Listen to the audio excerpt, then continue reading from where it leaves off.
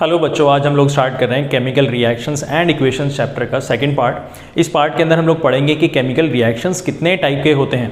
बेटा, chemical reactions जो है ना, हम लोगों को इस चैप्टर के अंदर तकरीबन 5 टाइप्स के पढ़ने हैं और उन 5 टाइप्स के अंदर हम लोग जो है ना कुछ डिटेल्स में उनके एग्जाम्पल्स देखने हैं, रिएक्शंस देखने हैं, इक्वेशंस लिख करके देखनी है। आपको मैं ये टॉपिक स्टार्ट करने से पहले बता दूं कि इसके अंदर मैंने जितने भी रिएक्शंस लिखे हैं ना, वो सारे बैलेंस्ड नहीं हैं। आपको अपने आप खुद से बैलेंस करने हैं। जिस तरीके से हमने लास्ट लेक्चर में बैलेंसिंग सीखी है, यहाँ पे उसको अप्लाई आप करके कोशिश करेंगे कि सारे रिएक्शंस को, इक्वेशंस को आप लोग बैलेंस करें। देखिए, हम लोग सबसे पहले स्टार्ट कर रहे हैं टाइप्स ऑफ केमिकल रिएक्शन।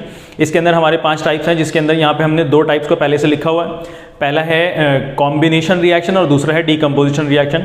लेकिन केमिकल रिएक्शन को स्टार्ट करने से पहले टाइप्स हम लोग ये समझ लेते हैं कि केमिकल रिएक्शन में असल में होता क्या है। जब भी केमिकल रिएक्शन होता है ना, तो कुछ बॉन्ड्स ना टूटते हैं। बॉन्ड्स कहते हैं बेटा जो एटम्स आपस में एक दूसरे से जुड़े हुए होते हैं ना, जिस चीज़ से जुड़े हुए होते हैं उसको हम लोग बॉन्ड्स कहते हैं। आपस में जुड़ने को, फोर्स ऑफ अट्रैक्शन को हम लोग बॉन्ड्स कहते हैं। तो जब भी केमिकल रिएक्शन होगा तो कुछ बॉन्ड्स ना हट जाएंगे, कुछ बॉन्ड्स टूट जाएंगे, कुछ फोर्स ऑफ अट्रैक्शन ना वहाँ पे खत्म हो जाएगा। और जो एटम्स के बीच में से फोर्स ऑफ अट्रैक्शन खत्म होगा, बॉन्ड्स टूटेंगे, वो एटम्स फिर दूसरे एटम्स के साथ नए बॉन्ड्स को क्रिएट करेंगे। तो केमिकल रिएक्शन में असल में होता क्या है? Making and breaking of bonds, making and breaking of bonds. और यहाँ पे एक्चुअल में एक बात आपको याद रखनी है कि एटम्स का ना हमेशा यहाँ पे रीअरेंजमेंट होता है। कोई नया एटम रिएक्शन के दौरान में कहीं से आएगा नहीं। जो एटम्स पहले से आपके पास एलिमेंट्स के अंदर या कंपाउंड के अंदर प्रेजेंट हैं, वो अपनी जगह को रीअरेंज कर लेते हैं, यानी कि नए बॉन्ड्स को बना लेते हैं। तो देखो, सबसे पहले हम लोग टाइप ऑफ रिएक्शन में सबसे पहला टाइप पढ़ रहे हैं कॉम्बिनेशन रिएक्शन। ये कॉम्बिनेशन रिएक्शन जिस तरीके से नाम है इसका, कि यहाँ पे कुछ चीज़ें, कुछ सब्सटेंसेस आपस में कंबाइन हो रहे होंगे और नए प्रोडक्ट्स को बना रहे होंगे। तो देखो यहाँ पे डेफिनेशन लिखी है, reaction in which 2 or more substances combine to form a single product। एक ऐसा रिएक्शन जिसके अंदर 2 या 2 चीज़ें आपस में कंबाइन हो जाएं और क्या बना दें? सिर्फ एक सिंगल प्रोडक्ट बना लें। तो ऐसे रिएक्शंस को हम लोग क्या कहते हैं? कॉम्बिनेशन रिएक्शन कहते हैं। देखो यहाँ पे एग्जांपल्स में कुछ लिखा हुआ है। बर्निंग ऑफ कोल, यानी कोयले को जलाना एक कॉम्बिनेशन रिएक्शन है। तो बर्निंग ऑफ कोल, कोल क्या है? कार्बन का एक फॉर्म है। तो कार्बन को हम लोग ऑक्सीजन के प्रेजेंस में जला रहे हैं, तो क्या बन रहा है हमारे पास? Carbon dioxide. यहाँ पे देखो 2 ऐसे आपके पास रिएक्टेंट्स हैं। आप जब ये रिएक्शन होने के बाद सिर्फ एक सिंगल प्रोडक्ट बन रहा है, तो ऐसे रिएक्शंस को हम लोग कॉम्बिनेशन रिएक्शन कहते हैं। इसका एक और एग्जांपल है फॉर्मेशन ऑफ वाटर। आप सबको पता है वाटर का फॉर्मूला होता है H2O। इसके अंदर 2 अलग अलग टाइप के एलिमेंट्स हैं, हाइड्रोजन है और ऑक्सीजन है। तो हाइड्रोजन और ऑक्सीजन आपस में कंबाइन हो जाएंगे और क्या बन जाएगा? एक सिंगल प्रोडक्ट बन जाएगा जो कि H2O है। ध्यान रहे कि यहाँ पे मैंने बैलेंसिंग नहीं करी है, आप खुद से बैलेंसिंग करेंगे। ये हुआ हमारा कॉम्बिनेशन रिएक्शन। इसके बाद हम लोग ना डीकम्पोजिशन रिएक्शन पढ़ रहे हैं। तो जिस तरीके से इसका नाम है ना डीकम्पोजिशन, तो यहाँ पे चीज़ें डीकम्पोज हो रही होंगी, टूट रही होंगी, ब्रेक डाउन हो रहा होगा। तो देखो डेफिनेशन कैसे लिखी हुई है। Decomposition reaction, reaction in which single reactant, कोई एक सिंगल रिएक्टेंट होगा और वो ब्रेक डाउन होकर के 2 या 2 से ज़्यादा आपको प्रोडक्ट्स दे देगा। एक सिंगल रिएक्टेंट आएगा, एक सिंगल सब्सटेंस आपके पास आया, उसके अंदर कुछ केमिकल रिएक्शंस हुए, वो टूट गया, 2 या 2 से ज़्यादा आपको प्रोडक्ट्स मिल गए। तो ऐसे रिएक्शंस को हम लोग क्या कहते हैं? डीकम्पोजिशन रिएक्शन कहते हैं। अब ये डीकम्पोजिशन रिएक्शन ना फर्दर 3 टाइप्स में क्लासिफाइड है। अब उनको 3 टाइप्स को हम लोगों को पढ़ना है। देखो, सबसे पहला है थर्मल डीकम्पोजिशन। थर्मल का मतलब होता है हीट। यहाँ पे डीकम्पोजिशन यानी कि सब्सटेंसेस टूट रहे होंगे, 2 या 2 से ज़्यादा प्रोडक्ट्स बन रहे होंगे, लेकिन यहाँ पे किसी चीज़ की हेल्प ली जाएगी। और किसकी हेल्प ली जाएगी? हीट एनर्जी की हेल्प ली जाएगी, है ना। It involves break down using heat energy. Heat energy का इस्तेमाल करते हुए यहाँ पे डीकम्पोजिशन रिएक्शन एग्जीक्यूट हो रहा होगा। देखो एग्जाम्पल यहाँ पे सबसे पहले हमने लिया हुआ है एक फेरस सल्फेट FeSO4। इसको देखो हीट अप कर दिया गया, इसमें थर्मल एनर्जी को प्रोवाइड कर दिया गया, हीट एनर्जी को प्रोवाइड कर दिया गया। तो यहाँ पे हम लोगों को क्या मिला है? फेरिक ऑक्साइड, सल्फर डाइऑक्साइड और सल्फर ट्राइऑक्साइड।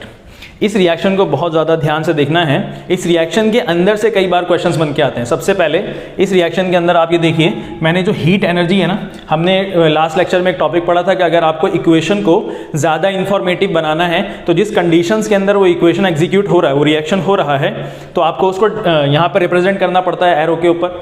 तो यहाँ पे एरो के ऊपर मैंने सिर्फ एक सॉलिड ट्राइंगल बना दिया। तो सॉलिड ट्राइंगल बनाने का मतलब है कि यहाँ पे हीट आप प्रोवाइड कर रहे हैं, यहाँ पे आपको हीट एनर्जी आप दे रहे हैं। एक थर्मल डीकम्पोजिशन है, ठीक है। तो आप यहाँ पे से हीट एनर्जी भी लिख सकते हैं पूरा एरो के ऊपर, या फिर एक सिंपल ट्राइंगल, सॉलिड ट्राइंगल आप बना सकते हैं। अब देखिए ध्यान से, सबसे पहले इस रिएक्शन के अंदर आपको ये देखना है कि जो फेरस सल्फेट होता है ना, ग्रीन कलर का होता है। ठीक है। जब इसको आप गर्म कर देते हैं तो ये फेरिक ऑक्साइड बनता है और इस रिएक्शन का इसका जो ग्रीन कलर है ना वो ब्राउन में चेंज हो जाता है। इसका जो रिएक्शन है इसका जो कलर है वो ग्रीन से क्या हो जाता है, ब्राउन में हो जाता है, ठीक है। और दूसरी बात ये कि जब एक क्वेश्चन बन सकता है कि फेरस सल्फेट को जब आप हीट करते हैं तो फेरिक ऑक्साइड के साथ कौन कौन सी गैसेज रिलीज होती हैं। ध्यान से सुनिए, जब आप फेरस सल्फेट को हीट अप करते हैं तो फेरिक ऑक्साइड तो बनता है, लेकिन फेरिक ऑक्साइड के साथ साथ कौन कौन सी गैसेज साथ में रिलीज होती हैं, कौन कौन सी गैसेज साथ में बनती हैं। तो आपको दो गैसेज के नाम लिखने हैं, सल्फर डाइऑक्साइड और सल्फर ट्राइऑक्साइड। ये दोनों गैसेज हैं जो कि फेरिक ऑक्साइड के साथ साथ बनते हैं। देखो डीकम्पोजिशन है, एक सिंगल रिएक्टेंट लिया आपने, आपके पास दो या दो से ज़्यादा प्रोडक्ट्स बन गए। देखो यहाँ पे 3 प्रोडक्ट्स आपके पास बने हुए हैं, तो इस तरीके के रिएक्शन को हम लोग डीकम्पोजिशन कहते हैं। एंड मोर स्पेसिफिकली ये कैसा डीकम्पोजिशन है, थर्मल डीकम्पोजिशन है, ठीक है। नेक्स्ट आप देखो इस थर्मल डीकम्पोजिशन का एक और एग्जाम्पल, कैल्शियम कार्बोनेट। जब आप हीट अप करेंगे इसको तो कैल्शियम ऑक्साइड और कार्बन डाइऑक्साइड गैस आपको रिलीज हो जाएगी। इसके अंदर इसका कैल्शियम कार्बोनेट का फॉर्मूला आपने 9th क्लास के अंदर फॉर्मूले बहुत सारे बनाए हुए हैं, अगर नहीं आता तो फॉर्मूला आप लोग रिपीट करो, फॉर्मूला बनाना आपको सीख जाएंगे आप लोग, है ना। दूसरी बात, कैल्शियम कार्बोनेट का जो कॉमन नेम है ना वो लाइमस्टोन है, ये आपको याद रखनी है बात, ठीक है। कैल्शियम ऑक्साइड का जो कॉमन नेम है वो लाइम भी कहते हैं इसको और क्विक लाइम भी कहते हैं, ठीक है। इसका कॉमन नेम आप लोगों को याद रखना है। इस टॉपिक के अंदर आपको एक बात पूछी जा सकती है कि लाइमस्टोन क्विक लाइम यानी कैल्शियम ऑक्साइड ये किस चीज में काम में आता है। तो कैल्शियम ऑक्साइड जो है ना सीमेंट बनाने के काम में आता है। थर्मल डीकम्पोजिशन का एक और एग्जाम्पल देखेंगे हम लोग, लेड नाइट्रेट को अगर हम लोग जब गर्म कर देंगे, हीटअप कर देंगे तो लेड ऑक्साइड बन जाएगा हमारे पास, और क्या बन जाएगा, नाइट्रोजन डाइऑक्साइड और ऑक्सीजन गैस रिलीज हो जाएगी। तो लेड नाइट्रेट को जब आप हीटअप करेंगे तो लेड ऑक्साइड, नाइट्रोजन डाइऑक्साइड और ऑक्सीजन गैस ये सब रिलीज हो जाएंगे, ठीक है। यहाँ पे देखो एक आपने सिंगल रिएक्टेंट लिया हुआ है, सिंगल सब्सटेंस है, ये जब डीकम्पोज हो गया हीट के प्रेजेंस में, हीट एनर्जी के प्रेजेंस में, तो ये इसने 2 या 2 से ज़्यादा प्रोडक्ट्स क्रिएट कर दिए हैं। इस रिएक्शन के अंदर देखो यहाँ पे मैंने बैलेंसिंग नहीं की हुई है, आप अपने आप बैलेंस करेंगे अगर ये बैलेंस नहीं है तो। दूसरी बात, इस रिएक्शन के अंदर आपको एक बात ये याद रखनी है कि इस रिएक्शन के अंदर से ना एक क्वेश्चन पूछ सकता है कि इस रिएक्शन से जब ये होता है तो टेस्ट ट्यूब के अंदर से ब्राउन फ्यूम्स यानी कि ब्राउन कलर के कुछ गैसेस बाहर निकल रहे होते हैं। तो ब्राउन कलर का गैस किस चीज़ का होता है, नाइट्रोजन डाइऑक्साइड, वो ब्राउन कलर का गैस होता है, ब्राउन कलर के फ्यूम्स यहाँ से निकल रहे होते हैं। नेक्स्ट हम लोग डीकम्पोजिशन का नेक्स्ट टाइप देख रहे हैं हम लोग, इलेक्ट्रोलाइसिस। इलेक्ट्रोलाइसिस क्या होता है, यहाँ पे जो है ना ब्रेक डाउन होगा सब्सटेंसेस का, लेकिन इलेक्ट्रिकल एनर्जी के प्रेजेंस में होगा, इलेक्ट्रिकल एनर्जी के हेल्प लेकर के होगा। इसमें एक एग्जांपल है, अगर आप लोग वाटर को इलेक्ट्रिसिटी के प्रेजेंस में वाटर को ब्रेक डाउन कराएंगे तो यहाँ पे हाइड्रोजन और ऑक्सीजन गैसेस दोनों ब्रेक डाउन होकर के प्रोडक्ट बन जाएंगे। यहाँ पे एक सिंगल रिएक्टेंट है, यहाँ पे आपके पास 2 अलग अलग प्रोडक्ट्स बन गए। ये बहुत ज़्यादा इंपॉर्टेंट चीज़ है, यहाँ पे एक बात मैंने लिखी हुई है और ये रिएक्शन ना मैंने बैलेंस भी कर दिया है। आप ध्यान से देखिए, यहाँ से क्वेश्चन बन सकता है कि जब ये रिएक्शन इलेक्ट्रोलाइसिस हो रहा होता है पानी का, तो आपके पास ना 2 ट्यूब्स होते हैं, कैथोड्स और एनोड्स के ऊपर 2 ट्यूब्स लगा देते हैं, वहाँ पे हम लोग गैसेस को कलेक्ट करते हैं। ये बात तो साफ है कि यहाँ पे 2 गैसेस बन रहे होंगे, हाइड्रोजन गैस और ऑक्सीजन गैस। सवाल यहाँ पे ये बनता है कि इन दोनों में से कोई एक गैस ऐसी है जो कि डबल अमाउंट में कलेक्ट होती है। कोई एक गैस, इन दोनों गैसेस में से कोई एक गैस ऐसी है जो कि डबल अमाउंट में यानी कि 2 गुना हम लोगों को मिलती है। तो सवाल ये हो सकता है कि कौन सी ऐसी गैस है जो डबल अमाउंट में मिलती है और इसका क्या रीज़न है। तो देखो सबसे पहले यहाँ लिखा हुआ है, hydrogen gas collected is twice the amount of oxygen gas. जो हाइड्रोजन गैस हम लोगों को मिलती है, जो टेस्ट ट्यूब के अंदर रॉड के ऊपर जो हम लोगों को मिलती है, कलेक्ट करते हैं, वो ऑक्सीजन गैस के मुकाबले में डबल अमाउंट में मिलती है। ऐसा क्यों होता है? ऐसा इसलिए होता है, अगर आप लोग रिएक्शन की बैलेंसिंग देखेंगे तो यहाँ पे 2 मॉलिक्यूल हैं वाटर के, जो कि टूटने के बाद 2 मॉलिक्यूल हाइड्रोजन के दे रहे हैं और एक सिंगल मॉलिक्यूल ऑक्सीजन का दे रहे हैं। तो जब वाटर जब ब्रेक डाउन हो रहा है इलेक्ट्रिसिटी के प्रेजेंस में, तो 2 हाइड्रोजन के मॉलिक्यूल्स आपको मिल रहे हैं। इसीलिए यहाँ पे हाइड्रोजन गैस जो है डबल द अमाउंट में मिलता है, ट्वाइस अमाउंट में मिलता है ऑक्सीजन के कंपैरिजन में। देखो यहाँ पे लिखा है, because every 2 molecules of water produces, her 2 molecule जो वाटर के हैं वो क्या प्रोड्यूस कर रहे हैं, produces 2 molecules of hydrogen, 2 molecule hydrogen के प्रोड्यूस कर रहे हैं, and only 1 molecule of oxygen, सिर्फ एक मॉलिक्यूल ऑक्सीजन का प्रेजेंस कर रहा है। कैसे हम लोगों को पता लगा, जब हमने इक्वेशन को बैलेंस किया है और यहाँ पे हम लोगों को बैलेंस करने के बाद रिप्रेजेंट करा हमने इक्वेशन के अंदर, तो समझ में आ गया कि यहाँ पे हाइड्रोजन हमेशा हम लोगों को डबल अमाउंट में मिलता है, ट्वाइस अमाउंट में मिलता है। देखो आप आगे देख रहे हैं हम लोग, थर्ड टाइप का हमारा डीकम्पोजिशन, फोटो डिकम्पोजिशन, ये एक ऐसा डिकम्पोजिशन रिएक्शन है जिसके अंदर लाइट की हेल्प ली जाती है। यहाँ पे लाइट की हेल्प ली जाएगी, लाइट एनर्जी की, और यहाँ पे जो कंपाउंड है, जो सब्सटेंस आपने लिया है, वो टूट के 2 या 2 से ज़्यादा प्रोडक्ट्स आपको मिल जाएंगे। देखो यहाँ पे एग्जाम्पल्स लिखे हुए हैं। पहला है सिल्वर क्लोराइड। सनलाइट के प्रेजेंस में ये ना सिल्वर और क्लोरीन इसके अंदर से अलग हो जाते हैं। देखो एक सिंगल रिएक्टेंट है सिल्वर क्लोराइड, आपको 2 अलग अलग प्रोडक्ट्स मिल गए हैं, सिल्वर और क्लोरीन मिल गए प्रोडक्ट्स, ठीक है ना।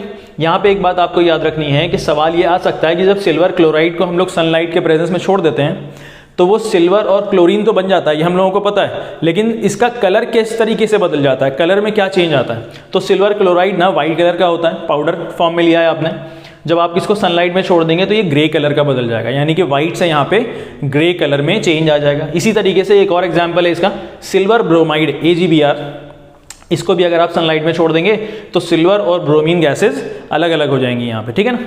सिल्वर मेटल मिल जाएगा आपको और ब्रोमीन गैस अलग हो जाएगी।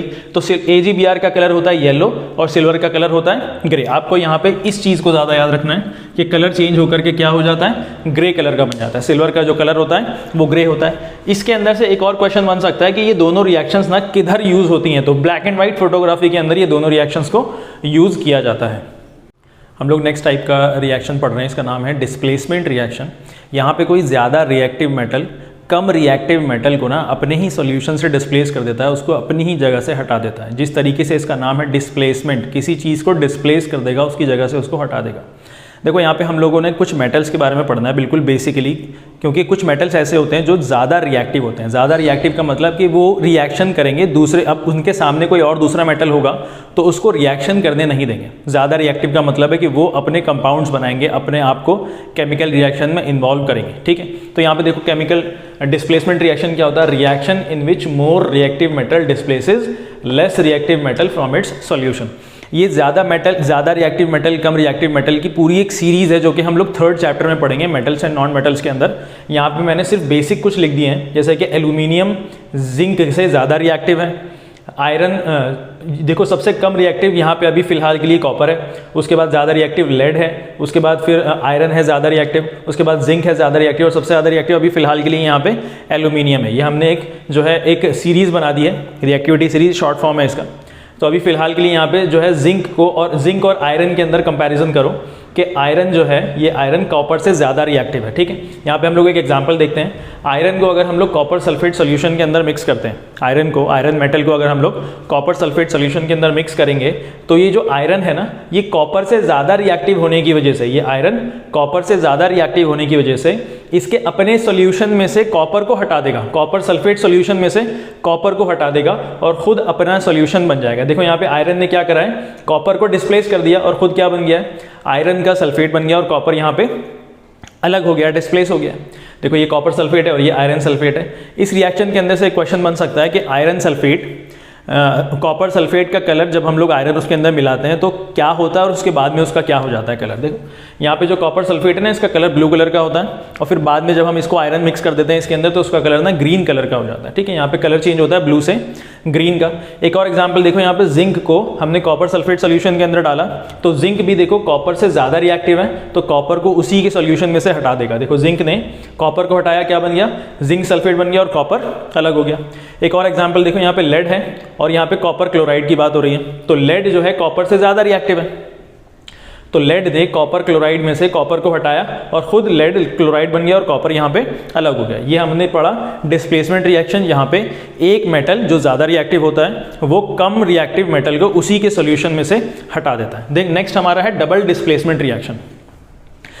डबल डिस्प्लेसमेंट का मतलब है यहाँ पे डिस्प्लेसमेंट तो होगी, यहाँ पे अपनी अपनी जगह को चेंज करेंगे लेकिन म्यूचुअली जगह चेंज कर देंगे। यहाँ पे देखो क्या होगा, यहाँ पे a reaction in which there is an exchange of ions. यहाँ पे ना दो मेटल्स आएंगे और अपनी अपनी जगह को म्यूचुअली चेंज कर लेंगे, एक्सचेंज कर लेंगे, इंटरचेंज कर लेंगे अपनी अपनी जगह को। एग्जाम्पल देखते हैं। देखो हमने पहले एक कंपाउंड लिया है सोडियम सल्फेट और बेरियम क्लोराइड के साथ हमने इसको मिक्स करा, ठीक है। अब देखो यहाँ पे सोडियम और बेरियम ने ना अपनी अपनी जगह को चेंज कर लिया है। सोडियम पहले सल्फेट के साथ था, अब किसके साथ चला गया, सोडियम क्लोरीन के साथ चला गया। बेरियम पहले क्लोरीन के साथ था, अब किसके साथ चला गया, सल्फेट के साथ चला गया। यहाँ पे तो क्या हो गया, यहाँ पे एक्सचेंज ऑफ आयंस हो गया, यहाँ पे प्लेसेस का इंटरचेंज हो गया, म्यूचुअली एक्सचेंज हो जाता है यहाँ पे। देखो यहाँ पे ध्यान रखने वाली बात ये है, क्वेश्चन में आ सकता है कि ये सोडियम सल्फेट और बेरियम क्लोराइड का जो रिएक्शन होता है, इसके अंदर बेरियम सल्फेट सोडियम क्लोराइड तो बनेगा, लेकिन प्रेसिपिटेट कौन सा बनता है? हमने अभी थोड़ी देर पहले पढ़ा था लास्ट लेक्चर के अंदर कि प्रेसिपिटेट क्या होता है? इनसॉल्युबल सॉल्ट्स होते हैं जो नीचे रिएक्शन के दौरान नीचे जो है जम जाएंगे। यहाँ पे मैंने लिख भी दिया, देखो प्रेसिपिटेट क्या होता है? The insoluble salt formed is called precipitate. ठीक है, तो इन दोनों रिएक्शंस, इन दोनों प्रोडक्ट्स के अंदर कौन सी चीज प्रेसिपिटेट होगी? बेरियम सल्फेट जो है ना, जो टेस्ट ट्यूब के अंदर आप लोग रिएक्शन कर रहे हैं वो नीचे जाकर के नमक की तरह जमने लगेगा। ठीक है, इसको हम लोग प्रेसिपिटेट कहेंगे। एक और एग्जांपल, लेड नाइट्रेट को अगर हमने पोटेशियम आयोडाइड के साथ मिक्स करा है तो लेड आयोडाइड और पोटेशियम नाइट्रेट, देखो यहाँ पे लेड और पोटेशियम ने अपनी अपनी जगह को इंटरचेंज कर लिया। लेड पहले नाइट्रेट के साथ था, अब लेड आयोडीन के साथ आ गया। पोटेशियम आयोडीन के साथ था, आयोडीन के साथ था, पोटेशियम किसके साथ आ गया? नाइट्रेट के साथ आ गया। एक्सचेंज ऑफ आयन हो गया, म्यूचुअल एक्सचेंज ऑफ आयन्स हुआ है। यहाँ पे देखो रिएक्शन करने के बाद ना यहाँ पे लेड आयोडाइड का प्रेसिपिटेट बनता है, पोटेशियम नाइट्रेट का नहीं। ये तो सॉल्यूशन के अंदर मिक्स रहेगा, लेकिन इसका प्रेसिपिटेट बनेगा। ये सॉल्यूबल होता है सॉल्यूशन के अंदर, लेकिन ये सॉल्यूबल नहीं होता, ये इनसॉल्यूबल होता है। देखो प्रेसिपिटेट क्या है? एक इनसॉल्यूबल सॉल्ट, ऐसा सॉल्ट जो कि उस सॉल्यूशन में डिसॉल्व नहीं होगा, इसलिए यहाँ पे इसको हम लोग प्रेसिपिटेट कहते हैं, इनसॉल्यूबल सॉल्ट कहते हैं। ठीक है, अच्छा ऐसे रिएक्शन जिसके अंदर प्रेसिपिटेट बन जाए, इस रिएक्शन को हम लोग प्रेसिपिटेशन रिएक्शन भी कह सकते हैं। अच्छा, इससे पहले हम लोग अपना 5th type of reaction start करें, उससे पहले मैं यहाँ पे 2 चीज़ें आपको बता देना चाहता हूँ कि हमारे पास 2 एक्स्ट्रा टाइप के रिएक्शंस होते हैं। इनके अंदर कोई खास बात है नहीं, इनके नाम और डेफिनेशंस आप लोगों को याद होने चाहिए और कुछ एग्जांपल्स यहाँ पे आपको पता होने चाहिए। देखो 2 टाइप के रिएक्शंस हमारे पास ये हैं, पहला है एक्सोथर्मिक रिएक्शन और दूसरा है एंडोथर्मिक रिएक्शन। एक्सोथर्मिक रिएक्शन वो होता है जिसके अंदर ना हीट रिएक्शन करने के दौरान में हम लोगों को रिसीव हो, वो जो रिएक्शन है ना, वो रिएक्शन करने के दौरान में वहाँ पे हीट रिलीज हो जाए। ठीक है, इस तरीके के रिएक्शन को हम लोग एक्सोथर्मिक रिएक्शन कहते हैं। जैसे कि कोई भी आप जो है फ्यूल को जला रहे हैं, अगर वो जलने के साथ साथ कोई एनर्जी आपको दे रहा है, वो रिएक्शन के दौरान में कोई एनर्जी रिलीज कर रहा है, जैसे कि हीट के फॉर्म में कोई फ्यूल जो है अगर एनर्जी रिलीज कर रहा है तो वो एक रिएक्शन एक एक्सोथर्मिक रिएक्शन हो जाएगी। देखो यहाँ पे लिखा हुआ भी है, एक्सोथर्मिक रिएक्शन और reaction in which heat is released. ऐसा रिएक्शन जिसके अंदर हीट रिलीज हो जाती है, बाहर निकल जाती है, उसको हम लोग एक्सोथर्मिक रिएक्शन कहते हैं। एग्जाम्पल में burning of natural gas, natural gas is a fuel जिसको हम लोग मीथेन भी कहते हैं। तो मीथेन को अगर हम लोग बर्न कर रहे हैं तो ऑक्सीजन के प्रेजेंस में होगा वो, जब इसको बर्न करेंगे आप तो कार्बन डाइऑक्साइड और वाटर मिलेगा आपको, इसके साथ साथ आपको एनर्जी भी मिलेगी, हीट एनर्जी भी मिलती है। ठीक है, एक और एग्जाम्पल होता है रेस्पिरेशन। ये रेस्पिरेशन हम लोग लाइफ प्रोसेस चैप्टर के अंदर डिटेल में पढ़ेंगे। हालांकि रेस्पिरेशन क्या है, देखिए हम लोग जो खाना खाते हैं, जो न्यूट्रिएंट्स हम लोग इनटेक करते हैं, सपोज करो कार्बोहाइड्रेट आपने खाया है, तो वो कार्बोहाइड्रेट हमारी बॉडी के अंदर ना बिल्कुल सिंपलेस्ट फॉर्म में कन्वर्ट हो जाता है जिसका नाम है ग्लूकोज। वो ग्लूकोज का फॉर्मूला ये है C6H12O6। ये हमारे सेल्स के अंदर ऑक्सीजन के साथ जाकर के रिएक्ट करता है और ऑक्सीजन से रिएक्ट करने के बाद वो प्रोडक्ट्स बनाता है, प्रोडक्ट्स के साथ साथ एनर्जी रिलीज करता है जो कि हम यूटिलाइज करते हैं। तो देखो ग्लूकोज को ऑक्सीजन के साथ रिएक्ट कराया गया है, यहाँ पे कार्बन डाइऑक्साइड वाटर और एनर्जी रिलीज कर रहा है जो कि एनर्जी कोई भी लिविंग ऑर्गेनिज्म यूज करता है, यानी कि रेस्पिरेशन भी एक एक्सोथर्मिक रिएक्शन है। एक और एग्जाम्पल यहाँ पे लिखा हुआ है क्विक लाइम विद वाटर। देखो काफ़ी इंपॉर्टेंट रिएक्शन है ये क्विक लाइम, आपने अभी थोड़ी देर पहले ही पढ़ा है। इसको हम लोग जो ना सिर्फ लाइम भी कहते हैं, इसका केमिकल फॉर्मूला होता है कैल्शियम ऑक्साइड। कैल्शियम ऑक्साइड अगर हम इसको वाटर के साथ रिएक्ट करते हैं ना तो हम लोगों को एक फॉर्मूला मिलता है, एक कंपाउंड मिलता है जिसका नाम है स्लेकेट लाइम। कैल्शियम हाइड्रोक्साइड इसका केमिकल नेम है, कैल्शियम हाइड्रोक्साइड, और इसका कॉमन नेम है स्लेकेट लाइम। ये जो स्लेकेट लाइम है ना, ये वाइट वॉशिंग करने के काम में आता है। ये दीवारों के ऊपर जो पेंट करा जाता है, जो सफ़ेदी जिसको कहते हैं, चूना सफ़ेदी, ये वो है slaked lime, use for white washing. अब इसके बाद ये किस तरीके से यूज़ होता है, वाइट वॉशिंग के अंदर क्यों यूज़ होता है, उसके बारे में आपको देखना है। देखो ये वाली रिएक्शन बहुत ज़्यादा इंपॉर्टेंट है। जब आप ये वाइट वॉशिंग वाले जो स्लेकेट लाइम है दीवार के ऊपर लगा देते हैं तो वो 2 से 3 दिन के बाद, देखो कैल्शियम हाइड्रोक्साइड 2 से 3 दिन तक जो एटमॉस्फेयर में प्रेजेंट कार्बन डाइऑक्साइड है इससे रिएक्ट करेगा। कार्बन डाइऑक्साइड से रिएक्ट जब करेगा तो एक कैल्शियम कार्बोनेट का फॉर्मूला बना लेगा, एक कंपाउंड बना लेगा नया दीवार के ऊपर ही, एक पतली सी लेयर बना लेगा दीवार के ऊपर कैल्शियम कार्बोनेट की, और वाटर रिलीज कर देता है। ये काम कब तक होता है, 2 से 3 दिन के बाद तक होता रहता है, यानी कि, और ये कैल्शियम कार्बोनेट वॉल्स के ऊपर क्या देता है, एक शाइनी फिनिश देता है। ठीक है, तो ये वाला जो है क्विक लाइम को जब हम वाटर के साथ रिएक्ट करते हैं तो कैल्शियम हाइड्रोक्साइड रिलीज करता है, प्लस में एनर्जी भी रिलीज करता है। यहाँ पे जिस बर्तन में ये काम हो रहा होता है यहाँ पे ये हीट प्रोड्यूस करता है बहुत ज़्यादा। ठीक है, इसीलिए इसको किस कैटेगरी के अंदर रखा गया है, एक्सोथर्मिक कैटेगरी के अंदर रखा हुआ है। नेक्स्ट है हमारा एंडोथर्मिक रिएक्शन। अगर एक्सोथर्मिक रिएक्शन एक ऐसा रिएक्शन है जिसके अंदर हीट रिलीज हो रही है, तो एंडोथर्मिक एक ऐसा रिएक्शन होगा जिसके अंदर हीट एब्जॉर्ब हो रही होगी। वो रिएक्शन तब हो रहा होगा जब वो अपने अंदर हीट को एब्जॉर्ब कर लेगा, यानी कि आप उसको हीट प्रोवाइड करेंगे रिएक्शन होने के लिए, reaction in which heat is absorbed. अब देखो, हमने डीकम्पोजिशन रिएक्शन जब पढ़ा था सेकेंड टाइप हमारा, उसके अंदर बहुत सारे एग्जाम्पल्स लिखे थे हमने, उनमें से सारे के सारे एग्जाम्पल्स ना सब एंडोथर्मिक कैटेगरी के अंदर आ सकते हैं। लेकिन आपने थर्मल डीकम्पोजिशन जो पढ़ा है उसके अंदर के सारे एग्जाम्पल्स यहाँ पे पढ़ सकते हैं। जैसे कि हमने फेरस सल्फेट लिया था और हमने लेड जो है नाइट्रेट लिया था, उन सबको हम लोग हीट अप कर रहे थे। हीट अप करने से जो है वो रिएक्शन हो रहा था और जो है एक रिएक्टेंट से 2 या 2 से ज़्यादा प्रोडक्ट्स बन रहे थे। तो जब हीट कर रहे हैं आप, तो आप उसको हीट दे रहे हैं, आप उसको हीट प्रोवाइड कर रहे हैं, एनर्जी प्रोवाइड कर रहे हैं। एनर्जी प्रोवाइड करने से वो हीट उसके अंदर वो एब्जॉर्ब कर रहा है अपने अंदर। तो ये किसके एग्जाम्पल्स हो जाएंगे? एंडोथर्मिक रिएक्शन के एग्जाम्पल हो जाएंगे सारे के सारे थर्मल डीकम्पोजिशन वाले रिएक्शंस। एक और एग्जाम्पल देखो, यहाँ पे मेकिंग ऑफ कॉम्पोस्ट लिखा हुआ है, आपको पता होगा जो वेजिटेबल पील्स होते हैं, वेजिटेबल मैटर होता है, या जितना भी घास फूस का चीज़ होती है उसको आप लोग जो है गार्डन्स के अंदर या फिर पार्क्स के अंदर जो है गड्ढा बना करके उसको डाल दिया जाता है। 6 महीने 8 महीने 10 महीने के लिए उसको छोड़ दिया जाता है, तो कॉम्पोस्टिंग कहते हैं उसको। वहाँ पे जो है नेचुरल फर्टिलाइजर बनाया जाता है। तो वो नेचुरल फर्टिलाइजर बनाने की जो प्रक्रिया है जिसके अंदर वेजिटेबल मैटर या फिर फ्रूट मैटर डाला जाता है, जो पील्स डाले जाते हैं उसके अंदर, वो भी एक एंडोथर्मिक रिएक्शन है। उसके दौरान में हीट वो अपने अंदर एब्जॉर्ब कर लेता है। हम लोग अपना नेक्स्ट टाइप का रिएक्शन देखते हैं और ये most important type of reaction है जिसका नाम है रेडॉक्स रिएक्शन। ये रेडॉक्स रिएक्शन क्या होता है? इसके अंदर ना 2 वर्ड्स छुपे हुए हैं रेडॉक्स के अंदर। पहला है रिडक्शन और दूसरा है ऑक्सीडेशन। ये रेडॉक्स रिएक्शन 2 टाइप के रिएक्शंस का मिक्सचर है। कौन कौन से 2 टाइप के रिएक्शंस का? ऑक्सीडेशन रिएक्शन का और रिडक्शन रिएक्शन का। देखो ध्यान से, ये रेडॉक्स रिएक्शन क्या होता है? एक रिएक्शन है जिसके अंदर ऑक्सीडेशन और रिडक्शन साथ में हो रहे होते हैं। ऑक्सीडेशन और रिडक्शन साथ में हो रहे होते हैं। अगर हम लोग ऑक्सीडेशन की बात करें तो ये क्या होता है? ऑक्सीडेशन का मतलब है addition of oxygen. Addition of oxygen, किसी एक एलिमेंट में या कंपाउंड में अगर ऑक्सीजन जाकर के चिपक जाता है, उसके ऊपर ऑक्सीजन जो है ऐड हो जाता है वहाँ पे जाकर के, तो हम लोग बोलेंगे कि उसका ऑक्सीडेशन हो गया है। ठीक है। अगर हम लोग इसी के बिल्कुल ऑपोजिट में रिडक्शन की बात करें, अगर ऑक्सीडेशन का मतलब एडिशन ऑफ ऑक्सीजन है, तो रिडक्शन का मतलब होगा रिमूवल ऑफ ऑक्सीजन, यानी कि किसी एक कंपाउंड के पास या किसी एक एलिमेंट के पास पहले से ऑक्सीजन था लेकिन बाद में उसके पास से ऑक्सीजन हट गया है अब, तो हम लोग क्या बोलेंगे? वहाँ पे उसका रिडक्शन हो गया। देखो, ऑक्सीडेशन में एडिशन ऑफ ऑक्सीजन को भी हम लोग ऑक्सीडेशन कहते हैं, लेकिन अगर किसी कंपाउंड के पास पहले से हाइड्रोजन था, किसी कंपाउंड के पास हाइड्रोजन पहले से था और अगर उसका हाइड्रोजन वहाँ से हट जाए बाद में रिएक्शन के दौरान या रिएक्शन के बाद में, तो भी हम लोग उसको क्या बोलेंगे? ऑक्सीडेशन ही बोलेंगे। ठीक है। तो ऑक्सीडेशन क्या होता है? एडिशन ऑफ ऑक्सीजन या फिर रिमूवल ऑफ हाइड्रोजन। ये दोनों डेफिनेशंस एक ही चीज के ऑक्सीडेशन के। एडिशन ऑफ ऑक्सीजन भी ऑक्सीडेशन कहलाएगा, रिमूवल ऑफ हाइड्रोजन भी ऑक्सीडेशन कहलाएगा। बिल्कुल इसके ऑपोजिट में रिडक्शन क्या होगा? रिमूवल ऑफ ऑक्सीजन या फिर एडिशन ऑफ हाइड्रोजन। रिडक्शन क्या है? अगर ऑक्सीजन हट जाता है तो भी रिडक्शन, और अगर हाइड्रोजन कहीं पे ऐड हो जाता है, जाके चिपक जाता है, तो वो भी क्या कहलाएगा? रिडक्शन ही कहलाएगा। देखो एक एग्जाम्पल यहाँ पे मैंने लिखा हुआ है।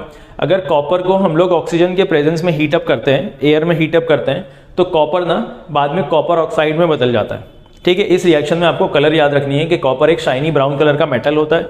अगर आप उसको एयर के प्रेजेंस में, ऑक्सीजन के प्रेजेंस में गर्म करते हैं तो वो ब्लैक कलर का कंपाउंड बन जाता है जो कि कॉपर ऑक्साइड होता है। ध्यान से देखो, इस रिएक्शन के अंदर यहाँ पे कॉपर के पास पहले कोई ऑक्सीजन नहीं था, ये सिंपल एक एलिमेंट था।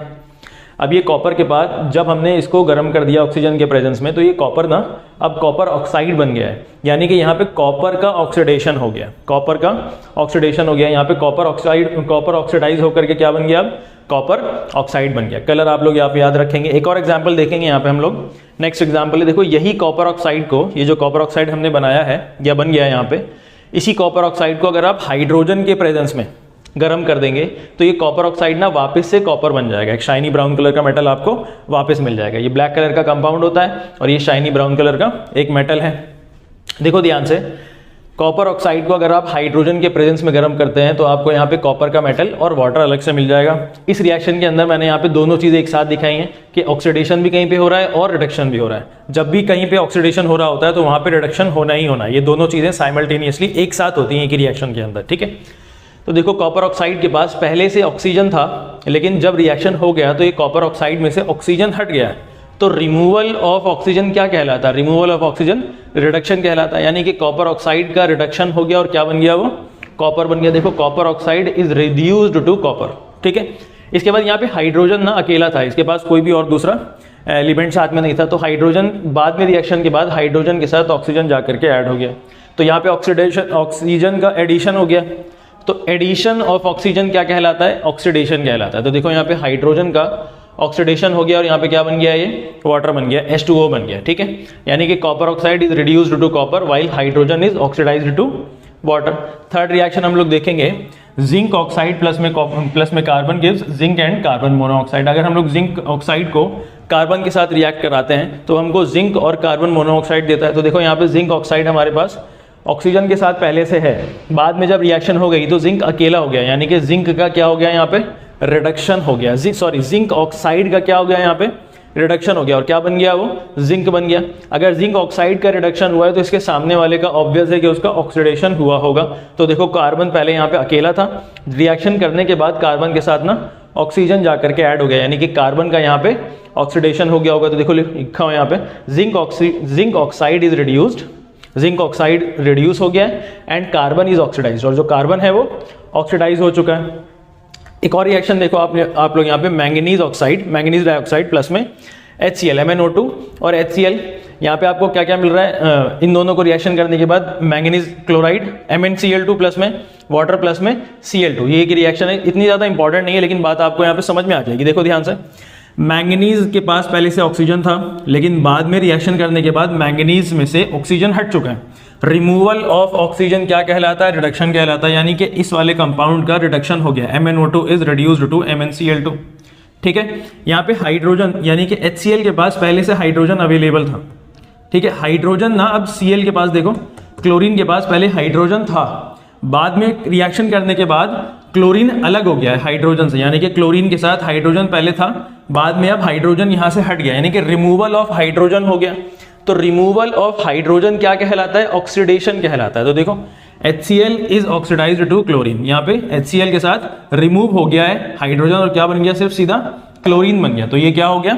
HCl का ऑक्सीडेशन हो गया। ये हमारे 5 टाइप के रिएक्शंस थे। नेक्स्ट हम लोग ये देख रहे हैं कि ऑक्सीडेशन रिएक्शन के ना हमारा डेली एवरीडे लाइफ में क्या इफेक्ट होता है। तो रेडॉक्स रिएक्शन जो कि ऑक्सीडेशन ही है एक तरीके से, उसका एवरीडे लाइफ में ना कुछ इफेक्ट है, जैसे कि रैंसिडिटी और कोरोजन, यानी कि रस्टिंग भी इसको हम लोग बोल सकते हैं। इसमें होता क्या है? रस्टिंग, सबसे पहले हम लोग कोरोजन देखते हैं। कोरोजन क्या होता है? इसके अंदर ना मेटल्स अपने आसपास की चीज़ों की वजह से, अपने आसपास जैसे कि एसिड हो सकता है उसका, या फिर मॉइस्चर हो सकता है, या ऑक्सीजन हो सकता है, कार्बन डाइऑक्साइड हो सकता है, एटमॉस्फेयर के अंदर जो भी चीज़ें प्रेजेंट है वो उस मेटल के ऊपर अटैक करेगा और उस मेटल की जो लाइफ है ना उसको ख़राब कर देगा, उसकी जो अपीयरेंस है उसको ख़राब कर देगा। इसको हम लोग कहते हैं कोरोजन। देखो यहाँ पे लिखा हुआ है, a process in which metal is attacked by the substances around it such as oxygen, moisture and acid etcetera. अपने आसपास में जो प्रेजेंट चीज़ें होती हैं वो क्या करेंगी? मेटल के ऊपर अटैक करेंगे और वो मेटल की अपीयरेंस को ख़राब कर देंगे, उनकी लाइफ को ख़राब कर देंगे। इसमें क्या होता है? Metals get tarnished due to the corrosion. मेटल्स की जो अपीयरेंस है वो ख़राब हो जाती है, डल पड़ जाती है ना। एग्जाम्पल्स में यहाँ पे देखो, कॉपर जो है ना, कुछ दिन अगर हम लोग इसको ऐसे ही ओपनली छोड़ दें और तो वो कॉपर ना ग्रीन कलर का हो जाता है। तो ये भी क्या हो रहा है? यहाँ पे कॉपर के ऊपर ना कोरोजन हो रहा है। कॉपर जो है अपने आसपास की चीज़ों की वजह से, वो आसपास की चीज़ें कॉपर के ऊपर ना अटैक कर रही हैं और वो कॉपर का जो है अपीयरेंस को ख़राब कर रही हैं। जैसे सिल्वर की कोई ज्वेलरी है, तो सिल्वर की ज्वेलरी पे अगर हम लोग लंबे समय तक उसको ओपनली छोड़ दें तो वो एकदम ब्लैक पड़ जाता है। तो यहाँ पे भी क्या हो रहा है? कोरोजन हो रहा है। और एक बहुत ही फेमस है, आप लोग सब जानते भी होंगे, आयरन जो है ना, अगर हम लोग लंबे समय तक ऐसी ओपनली छोड़ दें, उसके ऊपर कुछ पेंटिंग ना करें या उसको बचाने की कोशिश ना करें, तो वो ना रेडिश ब्राउन कलर का बन जाता है और वो बिल्कुल पाउडरी सब्सटेंस बन जाता है ना। तो इसको हम लोग नाम देते हैं रस्टिंग। सिर्फ आयरन के लिए अगर कोरोजन हो रहा है तो उसको हम लोग नाम क्या दे देते हैं? रस्टिंग। आप लोग कलर्स यहाँ पे याद रखेंगे कि कॉपर ग्रीन हो जाता है, सिल्वर जो है ब्लैक पड़ जाता है और आयरन रेडिश ब्राउन कलर का हो जाता है। ये रस्टिंग को ना बचाने के जो प्रिवेंशन के तरीके हैं हम लोग 3rd चैप्टर के अंदर पढ़ेंगे, मेटल्स एंड नॉन मेटल्स। इसके बाद हम लोग जो है नेक्स्ट टाइप में आ जाते हैं, इफेक्ट्स ऑफ ऑक्सीडेशन रिएक्शन का। यहाँ पे हमारे पास है रैंसिडिटी। रैंसिडिटी क्या होती है? हमारे खाने में ना बहुत सारा कई बार जो है फैट और ऑयल होता है, तो अक्सर खाने में फैट और ऑयल होगा, और अगर ये फैट और ऑयल वाला खाना थोड़ी देर के लिए भी अगर हम लोग बाहर ओपनली ऐसे छोड़ दें तो उसके अंदर जो है उसका टेस्ट भी खराब हो जाता है और उसके अंदर से कुछ फाउल स्मेल भी आने लगती है। तो इस कंडीशन को हम लोग क्या कहते हैं? रैंसिडिटी कहते हैं। The condition produced by the oxidation of food उस खाने का ऑक्सीडेशन होने लगता है, आसपास में प्रेजेंट जो ऑक्सीजन है वो उससे रिएक्ट करने लगेगा, ऑक्सीडेशन कर देगा उसका। तो कंटेनिंग फैट एंड ऑयल, ऐसा खाना जिसके अंदर फैट और ऑयल होता है उसकी बात कर रहे हैं हम। Left open in air along with the foul smell and taste, जब हम लोग इसको ओपनली ऐसे छोड़ देंगे हवा में, और ऐसा खाना जिसके अंदर फैट एंड ऑयल होगा, तो उसके अंदर से आपको एक अजीब सी खराब बदबू और उसका टेस्ट खराब हो जाएगा। तो इस कंडीशन को हम लोग कहते हैं रैंसिडिटी। अब ये रैंसिडिटी को किस तरीके से प्रिवेंट किया जा सकता है? रैंसिडिटी को प्रिवेंट करने के काफ़ी तरीके हो सकते हैं, लेकिन जिसमें से कुछ हैं। अगर हम लोग खाने को एयर टाइट कंटेनर्स के अंदर रख दें, तो एयर टाइट कंटेनर से क्या होगा कि वो खाना ना अब एटमॉस्फेयर में जो प्रेजेंट एयर है उसके अंदर जो गैसेज हैं, ऑक्सीजन है, उससे कांटेक्ट में नहीं रहेगा, यानी कि वो रिएक्शन नहीं कर पाएगा। तो हम लोग उसको खाने को कुछ हद तक बचा सकते हैं। या फिर एडिंग एंटीऑक्सीडेंट्स, हम लोग उस खाने के अंदर कुछ ऐसी चीज़ें, कुछ केमिकल्स मिला दें जो कि ऑक्सीडेशन को होने नहीं देंगे। ऐसे केमिकल्स जो कि ऑक्सीडेशन नहीं होने देंगे, उसको हम लोग एंटीऑक्सीडेंट्स कहते हैं। या फिर हम लोगों ने कई बार देखा होगा जो खाना, जो वेफर्स होते हैं, चिप्स होते हैं, इन सबको ना जो मैन्युफैक्चरर होता है उनके चिप्स के अंदर नाइट्रोजन गैस को फ्लश करके, या और भी गैसेस हो सकते हैं, उनको फ्लश करके देते हैं, ताकि नाइट्रोजन गैस ना अपने नॉन रिएक्टिव नेचर की वजह से उसको जो है ना, जो चिप्स हैं उसके अंदर, उसको ऑक्सीडाइज होने नहीं देगा। और भी तरीके हो सकते हैं, जैसे कि हम लोग जो है रेफ्रिजरेट कर दें खाने को, तो उसकी लाइफ, थोड़ी शेल्फ लाइफ बढ़ जाती है ना। तो ये हमारा केमिकल रिएक्शन एंड इक्वेशन का सेकंड लेक्चर था। इसके अंदर मैं उम्मीद करता हूं कि आपको बहुत सारी बातें समझ में आ गई होंगी। अगर कुछ नहीं समझ में आया है तो आप इसको कोशिश करें कि रिपीट करके देखें, तो ताकि आपको वो क्लियर हो जाए। और इसके एनसीईआरटी के अंदर बहुत ही अच्छे क्वेश्चंस हैं, जो कि बोर्ड के पॉइंट ऑफ व्यू से वो क्वेश्चंस बहुत अच्छे हैं। उन्हीं क्वेश्चंस में से ना बोर्ड में क्वेश्चंस आते हैं, तो आप लोग उनको अटेम्प्ट करें, बहुत इंपॉर्टेंट है वो। अगर आपको कोई बात नहीं समझ में आती है तो आप लोग मुझसे पूछ भी लेना।